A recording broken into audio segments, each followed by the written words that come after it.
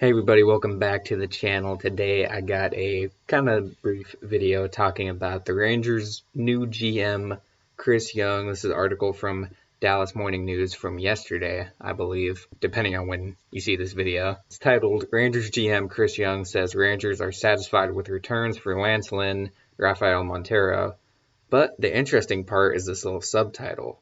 Young also said he's been involved in every move since being announced as GM. So that is super interesting to me because I know they said JD was kind of taking him under his wing for just the first year or so. They didn't really give a specific timetable, but JD is going to be mentoring him until they believe he is ready to fully be the sole GM of the team. I'll go down to the quote here specifically. So they asked him, how much of a hand did you have in the many moves the Rangers have made since hiring you? And he said, quote, I think a lot of the groundwork for these moves was laid before I came on board.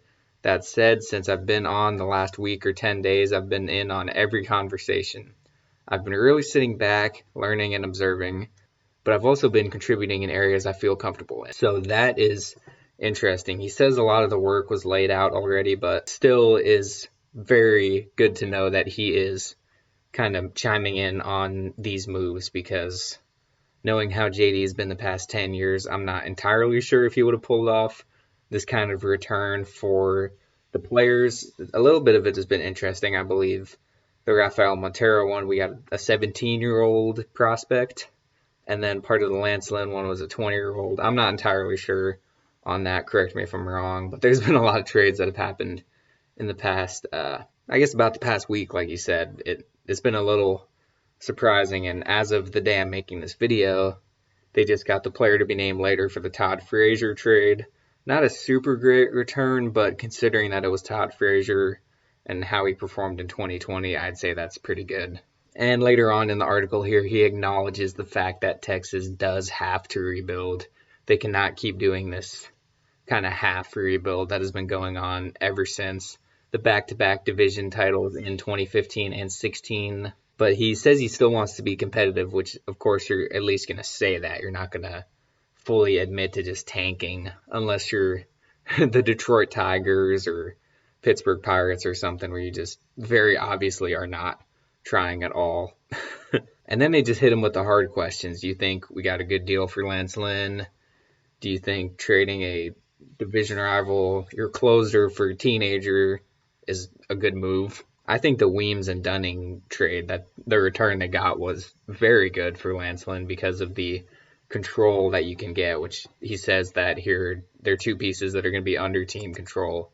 Huge for the Rangers going forward, especially if they want to be ready to actually compete in the next 2 to 3 years. And I think as well with Rafael Montero that they wanted to get as much value from him as possible. He's about 30 years old, I believe, and he was pretty good for Texas, for the Rangers, but they got to move on from him. You don't need a closer when your team is winning, 1 out of 3 ball games a year. And the Rangers weren't quite that bad this year, but they did have 22 wins out of 60 games, which is about 1 out of 3. That's it for this article, though, guys. I just wanted to kind of briefly talk about this and if there is some kind of Chris Young effect that is happening to Texas at the moment, considering that he has not GM'd for any team before and comes in and the Rangers start making all these moves and they kind of have some direction to the team now. And also just a quick side note about the fact that they are, it seems like at least committing to a rebuild now. It always annoys me that the team owners will not just actually contribute to the team winning or at least the team rebuilding. They always go halfway or whatever just makes them the most money, which ultimately that would be winning a World Series in a new ballpark. I think what the plan should have been is to have a winning team ready in 2020 so then they could open the new ballpark to at least a competitive team.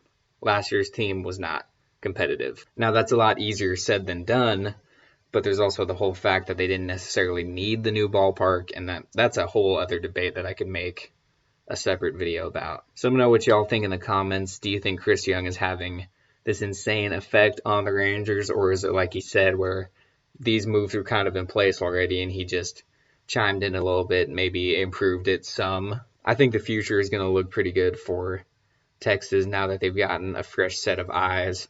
JD has not been bad. He gets a lot of crap for what he's done recently, but they would not have those 2010, 2011 teams without him. I put the blame on the guys who are above him because if you don't have control of the cash flow, then you can only do so much. An example of that is getting Anthony Rendon.